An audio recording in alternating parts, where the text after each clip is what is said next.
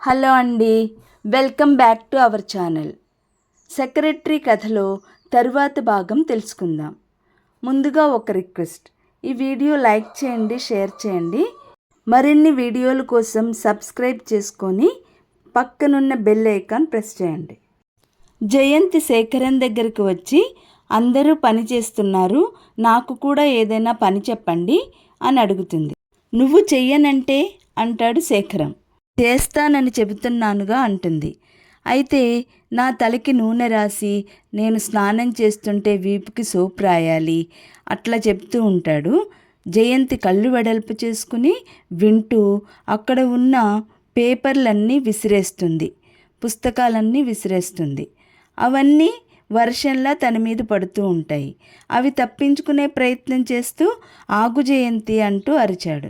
పుస్తకం విసరడం ఆగిన తర్వాత తలెత్తి చూస్తాడు. జయంతి అప్పటికే అక్కడి నుంచి వెళ్ళిపోయింది. గదిలోకి వచ్చి భళ్ళున తలుపులు మూసుకున్న జయంతికి అతని మాటలు పరిహాసంగా, కనుకొలుకుల్లో కొంటెతనం, పెదవుల చివర చిరునవ్వు గుర్తొస్తేనే ఒళ్ళు బగ్గుమని మండడం మొదలుపెట్టింది. ఏమిటి అతని ఉద్దేశం? కేవలం అతని చేతిలో కీలుబొమ్మని అనుకుంటున్నాడా? అసలు సీరియస్గా మాట్లాడడమే మానేశాడెందుకు? ఇంట్లోంచి వెళ్ళిపోతానంటే వెళ్ళనివ్వడు, పోనీ ఉంటే విలువగా చూడడు. ఇదేం మర్యాద? అసలు అతనెవరు, తనెవరు? ఇలాంటి పరిస్థితుల్లో జయంతికి కన్నీళ్లు వచ్చాయి. 10 నిమిషాలు అయిన తర్వాత శేఖరం వచ్చి తలుపు తట్టి జయంతి అని పిలిచాడు. ఆమె పలుకలేదు. తలుపు తీయి నిన్నే ఇంకోసారి పిలిచాడు. అప్పటికీ మాట్లాడలేదు. 2-3 సార్లు పిలిచి సమాధానం రాకపోవడంతో అతను వెళ్ళిపోయాడు. జయంతి, సాయంత్రం అంతా వస్తున్నారు, అలా ద్రాక్ష తోటని చూడడానికి వెడదాం. సరే, రావడానికి ఇష్టమేనా? నా ఇష్టాలతో పనుందా మీకు? శేఖరన్ చూస్తుండిపోయాడు. జయంతి తలెత్తలేదు. పూసల బ్యాగ్ అల్లుతూ కూర్చుండిపోయింది. కొంచెం ఆగిన తర్వాత, పోనీ ఎవరెవరు వస్తున్నారో అడగవేం అన్నాడు. కుతూహలం లేదు. ఎందుకని? వచ్చేవాళ్ళెవరూ తప్పకుండా మీకు ఆప్తులై ఉంటారు కాబట్టి. అంటే నీ ఉద్దేశం? ఏం లేదు. శేఖరం ఓ అడుగు ముందుకు వేసి, పదే పదే నిన్ను మాట్లాడించాలని చూస్తున్నానని కదూ నీకు ఈ లోకువ? అసలు ఎందుకు చూడాలి? అందుకని బిచ్చగాడిని విదిలించినట్టు విదిలిస్తావా? జయంతి చురుగ్గా తలెత్తి, అన్నిటికీ మీ మీద ఆధారపడిందాన్ని నేను, యాచకురాలిని నేను. జయంతి వాక్యం పూర్తి చేయనే లేదు. గదిలోకి వాసు తొంగి చూస్తూ, మీకోసం మినిస్టర్ గారు పిఏ వచ్చాడు, వస్తున్నా కూర్చోమను అన్నాడు. వాసు వెళ్ళిపోయాడు. వాడి వెనకే బయటికి వెళ్ళిపోతున్న శేఖరం గుమ్మం దగ్గర ఆగి తల తిప్పి జయంతి వైపు చూస్తూ, మాటలు పెరిగిన కొద్దీ మనసులు నలగడం తప్ప ప్రయోజనం లేదు. మనిద్దరి మధ్య స్పర్ధ పుట్టించాలనుకోవడం నీ ధ్యేయంగా పెట్టుకుంటే నేను కాదనను. కానీ ఒకటి మట్టుకు గట్టిగా హెచ్చరిస్తున్నా, ఎప్పటికైనా నువ్వు అందులో ఓడిపోయి లొంగిపోక తప్పదు అని వెళ్ళిపోయాడు. 4 గంటలవుతుండగా ద్రాక్ష తోట దగ్గరికి వచ్చాడు. మిగతా వాళ్ళెవరెవరో జయంతికి తెలియదు. వాళ్ళు మటుకు 3 గంటలకే అక్కడికి వచ్చేశారని భోజనాల దగ్గర శేఖరం మాటల ద్వారా తెలిసింది. కారులోంచి దిగగానే శేఖరం కారు పక్కన పెట్టి కాటేజ్ వైపు వేలు చూపిస్తూ, అదిగో అక్కడున్నారు వాళ్ళు, వెళ్ళు, నేనిప్పుడే మేనేజర్తో మాట్లాడి వస్తాను అని సమాధానం కోసం చూడకుండా గబగబా గార్డెన్ వైపు వెళ్ళిపోయాడు. రాతి స్తంభానికి దట్టంగా అల్లుకుపోయిన పచ్చటి తీగలతో పక్వానికొచ్చి తయారైన ద్రాక్ష గుత్తులు భారంగా వేలాడుతున్నాయి. జయంతి మెల్లగా కాటేజ్ వైపు వచ్చింది. ముందు బంగాళ పెంకున్న చిన్న వరండా ఉంది. దాని పక్కన సన్నజాజి తీగ దట్టంగా అల్లుకొని ఉంది. జయంతి మెల్లగా సందేహిస్తూ వరండా ఎక్కి గుమ్మంలో అడుగుపెట్టింది. లోపల వాలు కుర్చీలో డాక్టర్ గారు కూర్చుని కళ్ళద్దాలని చేతిరుమాలతో తుడుచుకుంటున్నారు. ఆయన పక్కనే చిన్న స్టూలు మీద కూర్చుని ఉన్న కామేశ్వరమ్మగారు జయంతిని చూస్తూనే, రా, ఇదిగో సునంద, మీ స్నేహితురాలు వచ్చేసింది అన్నారు. అదే గదిలో కిటికీ దగ్గరగా నిలబడి బయటకు చూస్తున్న శివరాం వెనక్కి తిరుగుతూ, అన్యాయం సుమండి, మమ్మల్ని ఇంత ముందుగా రమ్మని ఊదరబెట్టి మీరు ఆలస్యంగా రావడం. శివరాం వాక్యం పూర్తి చేయనే లేదు. సునంద లేచి దగ్గరగా వస్తూ, లోపలికి రా అంది. జయంతి లోపలికి వచ్చి ఒక్కసారి గుండెల నిండా గాలి పీల్చుకుంది. అంతా తనకి కావలసిన వాళ్లే, తన ఆప్తులే.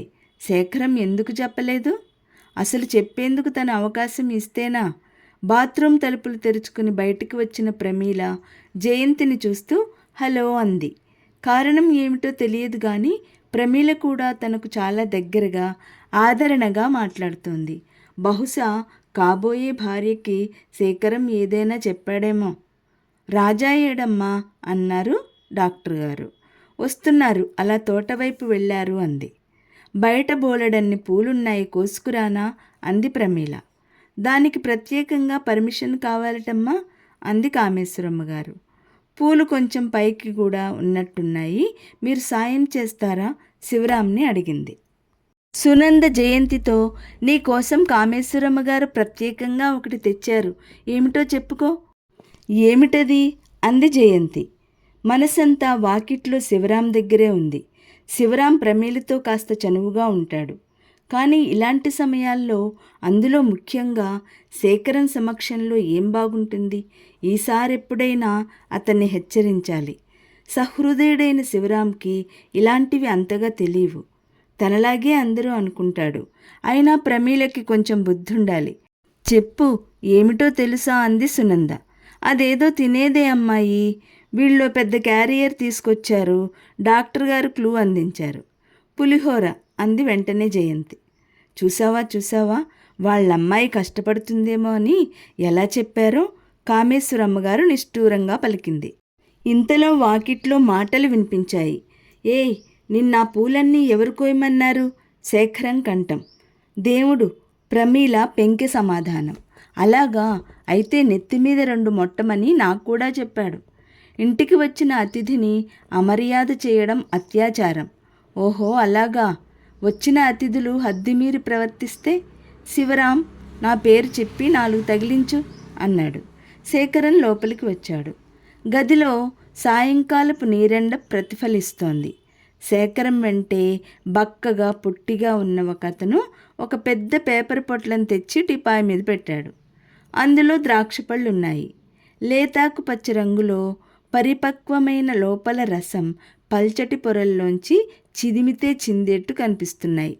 3 గంటలకే మమ్మల్ని రమ్మన్నారు. మేం టిఫిన్ కూడా తీసుకోకుండా వచ్చేసాం. నువ్వు త్వరగా వెళ్ళు, చేతులు కడుక్కురా అంది కామేశ్వరమ్మ గారు. మేం కూడా తీసుకోలేదు. 3 గంటలకు బయలుదేరాలనుకుంటుండగా ఇంతలో ఎవరో రావడంతో ఆలస్యం అయిపోయింది. శేఖరం బాత్రూమ్ వైపు వెళ్ళిపోయాడు. జయంతి, ఇదిగో ఈ టవల్ తీసుకెళ్ళి అబ్బాయికివ్వు, వెంట తెచ్చిన ప్లాస్టిక్ బ్యాగ్లోంచి తీసి ఇస్తూ అంది కామేశ్వరమ్మ గారు. జయంతి ఇష్టం లేకపోయినా టవల్ తీసుకుని బాత్రూంలోకి వచ్చింది. శేఖరం మొహం సోప్తో కడుక్కుంటున్నాడు. తడుస్తుందేమో అని మోచేతి వరకు పైకి లాక్కున్న తెల్లటి ఫుల్ హ్యాండ్స్ షర్ట్లోంచి కనిపిస్తున్న చేతులు అందంగా బలంగా ఉన్నాయి. కుడి చేతి మీద పుట్టుమచ్చ ఉంది. అతని చేతులు ఎప్పుడూ అంత దగ్గరగా, అంత పరీక్షగా ఇంతవరకు చూడలేదు. మొహం గడుక్కోవడం పూర్తయిపోయి వెనక్కి తిరిగిన శేఖరం తువ్వాలు పట్టుకుని నిలబడిపోయిన జయంతి వైపు క్షణంసేపు చూస్తుండిపోయాడు. అప్పుడప్పుడు అలా పరీక్షగా చూడడం అతనికి అలవాటు. జయంతి తువ్వాలు అందించి నిశ్శబ్దంగా వెళ్ళిపోబోయింది. శేఖరం వెంటనే చేతిలోకి నీళ్లు పట్టి జయంతి మీద చల్లాడు. అనుకోకుండా మీద నీళ్లు పడడంతో ఉలిక్కిపడింది. వెంటనే వెనక్కి తిరిగి చూసింది. మిగిలిన నీళ్లను కూడా మొహం మీద చల్లుతూ, వచ్చిన వాళ్ళంతా నా ఆప్తులేనా అన్నాడు నవ్వుతూ. ఏదో సమాధానం చెప్పబోయి ఆగి ముఖం మీద పడిన నీళ్ళని కొంగుతో తుడుచుకుంది. శేఖరం దగ్గరగా వచ్చి టవల్తో జయంతి మీద పడిన నీళ్ళని అద్దసాగాడు. వాళ్ళు చూస్తే అస్పష్టంగా అంది. చూడకపోతే పర్వాలేదా? కళ్ళల్లో కొంటెతనం మెరుస్తుండగా అడిగాడు. జయంతి చప్పున అతని చేతుల్ని తప్పించుకొని వెళ్ళిపోయింది. అదేమిటి అలా ఉన్నావేం అంది సునంద ఎర్రబడిన మొహంతో బయటకు వచ్చిన జయంతిని చూస్తూ. తరువాతి కథను రేపటి వీడియోలో తెలుసుకుందాం.